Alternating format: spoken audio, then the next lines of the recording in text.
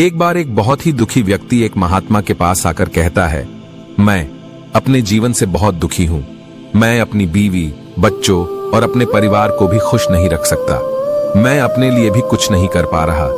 कभी कभी तो मुझे अपनी जिंदगी को खत्म कर देने के भी ख्याल आते हैं।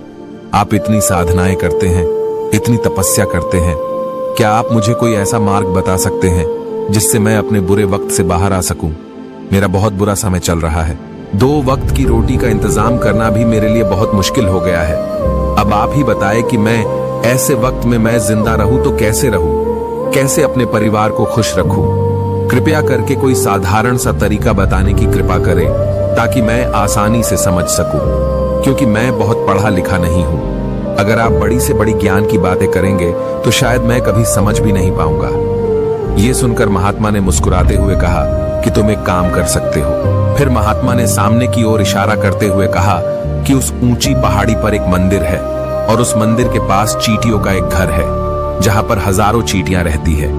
तुम्हें सुनने में बड़ा अजीब लगेगा, लेकिन वो चींटियां उस मंदिर की जमीन को खराब कर देती है, उस मिट्टी की उपजाऊ शक्ति को खत्म कर देती है, जिसके कारण वहां पर कोई भी पेड़ या कोई भी घास पनप नहीं पाती है। तुम मेरा एक काम करो, उसके बाद मैं तुम्हें तुम्हारे सवालों के जवाब दूंगा। तुम 7 दिन तक रोज उस पहाड़ी पर जाओ और उस चींटियों के घर को तहस नहस कर दो, उसको तोड़ दो। जब भी तुम्हें कोई चींटियों का घर दिखे मंदिर के आसपास तो उसे वहीं पर तहस नहस कर देना। लेकिन याद रहे, घर को तोड़ने में कोई भी चींटी मरनी नहीं चाहिए। इस बात को समझने का प्रयास करते हुए वो युवक वहां से चला गया। शायद उसको कुछ समझ में नहीं आया था कि महात्मा जी ऐसा क्यों करवा रहे हैं। तो वो उन चींटियों पर अन्याय कर रहे हैं, उनका घर तोड़वा रहे हैं, उन्हें नुकसान पहुंचा रहे हैं। आखिर कौन महात्मा ऐसा करेगा? लेकिन फिर भी उस महात्मा की बात मानते हुए वो अगले दिन से ही पहाड़ी पर जाना शुरू कर देता है। जब वो पहले दिन पहाड़ी पर पहुंचता है तो देखता है कि बहुत सारी चींटियां अपना खाना जुटाने में लगी हुई है। सारी चींटियां कतार से चल रही है और अनाज के छोटे छोटे कण उठाकर अपने घर में जमा करती जा रही है। ये देखकर पहले तो उस युवक का मन कमजोर पड़ गया। उसने सोचा कि ये इतनी मेहनत करके अपना घर भर रही है और मैं इनके घर को तबाह कर दूंगा तो इनको कितना बुरा लगेगा। लेकिन फिर उसने उस महात्मा की बात याद करते हुए उस घर को तोड़ना शुरू कर दिया। जल्द ही चींटियों में हाहाकार मच गया। वो इधर उधर दौड़ने लगी। अभी तक जो कतार से चल रही थी अब वो बिखर गई और इधर उधर अपनी जान बचाने के लिए भागने लगी। थोड़ी देर में घर टूट गया और सारी चींटियां इधर उधर छुपने के लिए भाग चुकी थीं। ये करने के बाद वो युवक दुखी मन से वापस अपने घर पर लौट आया। उसका मन परेशान था, दुखी था, पश्चाताप से भरा हुआ था। फिर उसने अपने बिस्तर पर रात में लेटे लेटे ही सोचा कि अब तो उन चींटियों का घर तबाह हो चुका है, अब वहां वापस जाने का क्या फायदा होगा, क्योंकि चींटियों का घर तहस नहस करने के लिए महात्मा जी ने कहा था, जो मैं कर चुका हूं। लेकिन फिर कुछ सोचकर अगले दिन उसने फिर से जाने का निश्चय किया और अगले दिन सुबह सुबह उठकर वो वापस उसी पहाड़ी पर पहुंच जाता है। पहाड़ी पर पहुंचकर वो उसी जगह पर पहुंचता है जहां पिछले सुबह उसने उस घर को तहस नहस कर दिया था।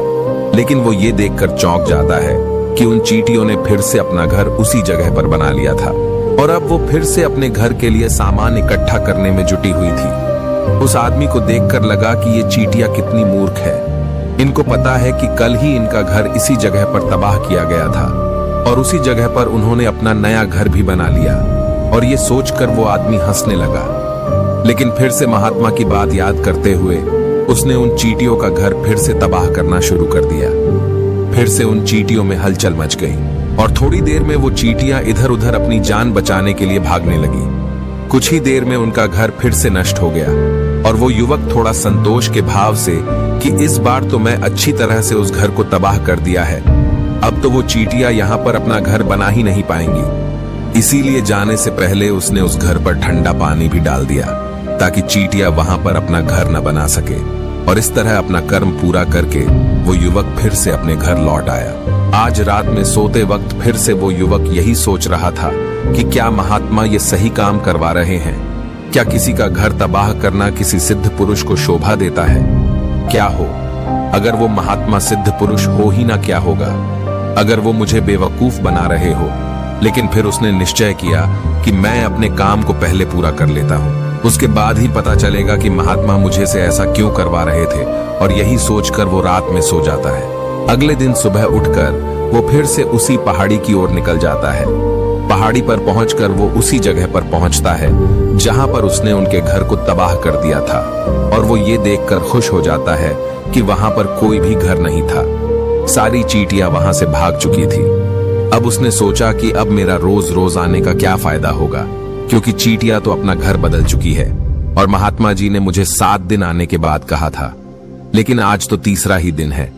अब बाकी 4 दिन वापस आने का क्या फायदा होगा।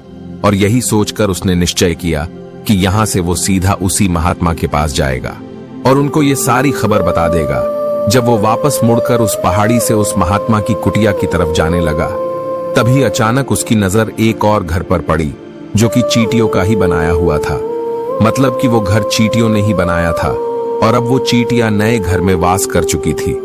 ये नया घर उनके पुराने घर से थोड़ी ही दूरी पर था, और जब उसी युवक की नजर उस घर पर पड़ी तो उसने सोचा कि शायद महात्मा को पता था कि ये चींटियां अपना घर यहां से बदलकर किसी दूसरी जगह पर बना लेगी, इसीलिए उन्होंने मुझे 7 दिन आने के बाद कहा था।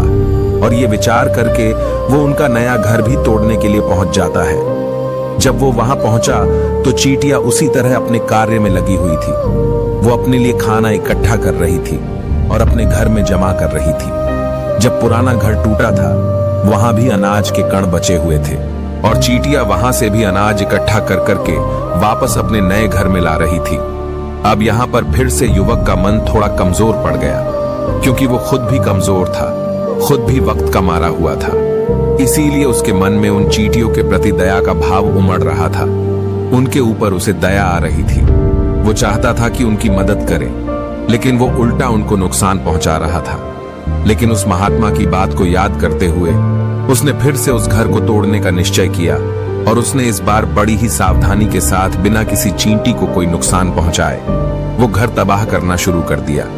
वक्त थोड़ा ज्यादा लगा, क्योंकि किसी भी चींटी को नुकसान न पहुंचने की शर्त महात्मा ने पहले ही रखी थी। इसीलिए उसको बड़ी सावधानी के साथ उन घरों को तबाह कर रहा था।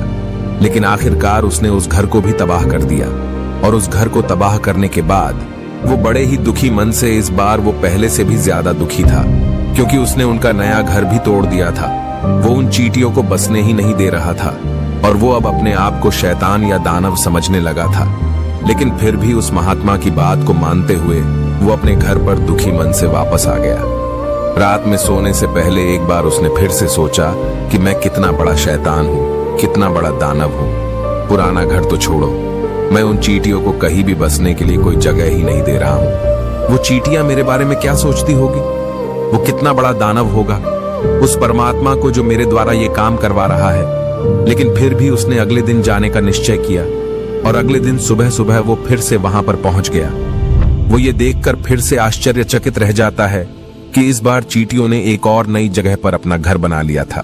वो तो पहले से भी ज्यादा ऊर्जा के साथ काम कर रही थी, और उन्होंने एक रात में पहले से भी बड़ा घर बना लिया था, और अब वो फिर से अपना अनाज और खाना इकट्ठा करने में जुटी हुई थी। ये देखकर उस आदमी को लगा कि ये चींटियां किस मिट्टी की बनी हुई है। मैं उनको बार बार यहां से भगाने की कोशिश कर रहा हूं, और ये वहीं पर अपना घर बना लेती है। क्या इनको पता नहीं है कि मैं यहां पर कभी भी बसने नहीं दूंगा? ये चींटी है, दिखने में इतनी छोटी है, लेकिन फिर भी ये मुझसे हार नहीं मान रही है। बड़ी ताज्जुब की बात है। और इस बार उसने गुस्से में उस घर को तहस नहस करना शुरू कर दिया।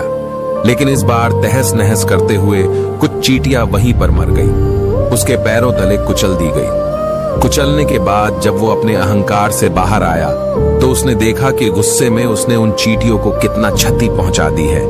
उसका मन पश्चाताप से भर गया, और वो रोता हुआ अपने घर की तरफ बढ़ गया। रात में सोते वक्त उसने सोचा कि मैं उन चींटियों पर बहुत ज्यादा अत्याचार कर रहा हूँ, अब इससे ज्यादा अत्याचार मैं नहीं कर पाऊंगा। और यही सोचकर वो अगले दिन उन चींटियों के लिए अपने घर से थोड़ा आटा लेकर उसी पहाड़ी पर पहुंच जाता है। आज उसके मन में उन चींटियों के प्रति श्रद्धा का भाव था, दया का भाव था। आज वो उनकी मदद करना चाहता था, और जब वो वहां पर पहुंचा तो चींटियां फिर से अपने नए घर को बनाने में जुटी हुई थी। उसने बड़े ही करुणा के साथ उन चींटियों को अपना लाया हुआ आटा खिलाया। अगले 7 दिनों तक वो ऐसा ही करता रहा। वो रोज सुबह जाता, उन चींटियों को अपने हाथों से आटा खिलाता। 7 दिन के बाद वो युवक उस महात्मा के पास पहुंचकर हाथ जोड़कर बोलता है कि हे महात्मा जी, मुझे माफ कर देना। मैंने उन चींटियों का घर तबाह करने के लिए बहुत कोशिश की। मैंने उनका घर तबाह किया भी, 1 बार नहीं 4 बार मैंने उनका घर तोड़ा। उसके बाद मैं हिम्मत नहीं कर पाया, उनके घर को नहीं तोड़ पाया। मैं समझ सकता हूं कि मैं आपका काम पूरा नहीं किया और इसके बदले आप मुझे तरीका भी नहीं बताएंगे जो कि मुझे मेरे बुरे समय से बाहर निकाल सकता है, लेकिन मुझे इसका कोई परवाह नहीं है। मुझे लगता है कि मैंने जो किया वो सही किया, इसीलिए मैं आपसे आज्ञा लेकर वापस जा रहा हूं। कृपया मुझे वापस अपने घर जाने की आज्ञा दीजिए। ये सुनकर महात्मा ने मुस्कुराते हुए कहा कि अरे बेटा, कहां चल दिए? रुको तो सही, जलपान तो कर लो, थोड़ी देर ठहर जाओ, उसके बाद चले जाना। और ये कहकर वो महात्मा उस युवक के लिए पानी लेकर आते हैं। पानी पिलाने के बाद महात्मा उस युवक से पूछते हैं कि तुम मुझे ये बताओ कि आखिर तुम उन चींटियों का घर तबाह क्यों नहीं कर सके? वो चींटियां तो छोटी है और तुम इतने विशालकाय हो, फिर भी तुम उन छोटी छोटी चींटियों का घर तबाह नहीं कर पाए। कहां है तुम्हारी शक्ति, तुम्हारा बाहुबल?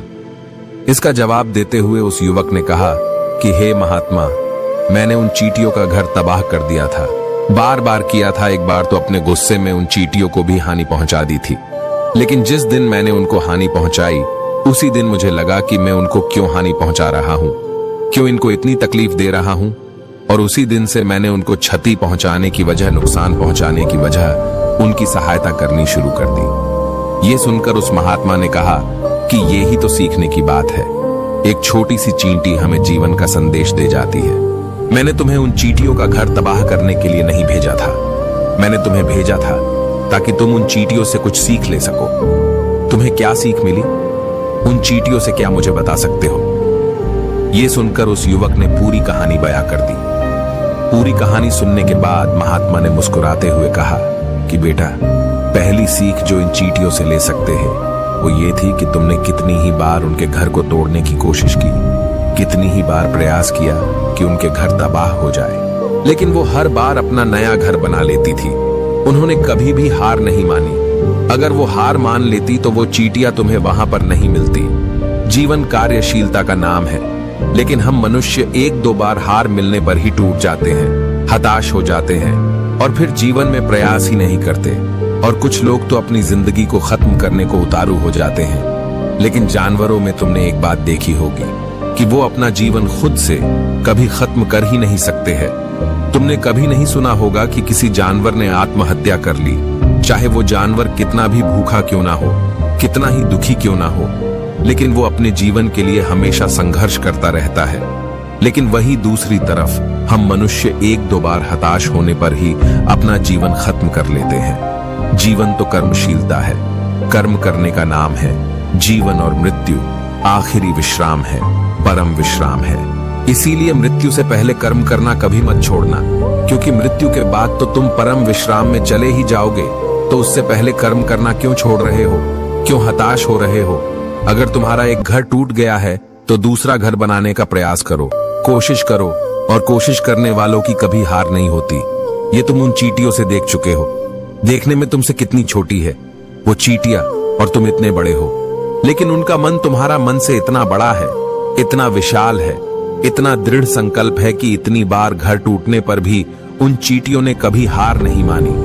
दूसरी सीख ये है कि जब भी हमारे ऊपर बुरा समय आता है, हमें लगता है कि ये समय कभी नहीं जाएगा, ये समय मेरे जीवन को बर्बाद कर देगा, मुझे कभी नहीं जीने देगा, और अपने इन्हीं ख्यालों से, अपने इन्हीं विचारों से, जिसका असलियत में कोई भी अस्तित्व नहीं है, वो सिर्फ विचार है, और वही विचार हमारे मन को दुखी कर देती है, और इसीलिए हम प्रयास करना भी छोड़ देते हैं। लेकिन तुम खुद सोचो कि बार बार प्रकृति हमें क्षति पहुंचाएगी, नुकसान पहुंचाएगी, लेकिन कब तक पहुंचाएगी? अगर हम बार बार फिर से उठ के फिर से नया प्रयास करते रहेंगे तो प्रकृति भी हमारे सामने घुटने टेक देगी, और वो भी एक दिन हमारे ऊपर दयावान हो जाएगी, कृपालु हो जाएगी, और वो हमें सब कुछ देने लगेगी जिसकी हमने कभी कामना की थी। तुमने खुद देखा कि तुम उन चींटियों को तबाह करने के लिए पहुंचे थे, लेकिन बाद में तुम ही उन चींटियों को अनाज और आटा देने लगे, तुम ही उन पर कृपालु हो गए। क्यों हुए? क्योंकि तुमने देखा कि वो चींटियां हार ही नहीं मान रही है। इसी तरह अगर तुम भी अपने जीवन में कभी हार नहीं मानोगे तो एक न एक दिन ये प्रकृति तुम्हें वो सब कुछ देगी जो तुम अपने जीवन में पाना चाहते थे। इसीलिए 2 सीख याद रखना, कर्मशीलता कार्य करते जाना, और दूसरा कि एक न एक दिन प्रकृति तुम्हारी उस कर्म का परिणाम तुम्हें जरूर देगी। तो दोस्तों, मैं आशा करता हूं कि आपको इस वीडियो से काफी कुछ सीखने को मिला होगा। तो फिर मिलते हैं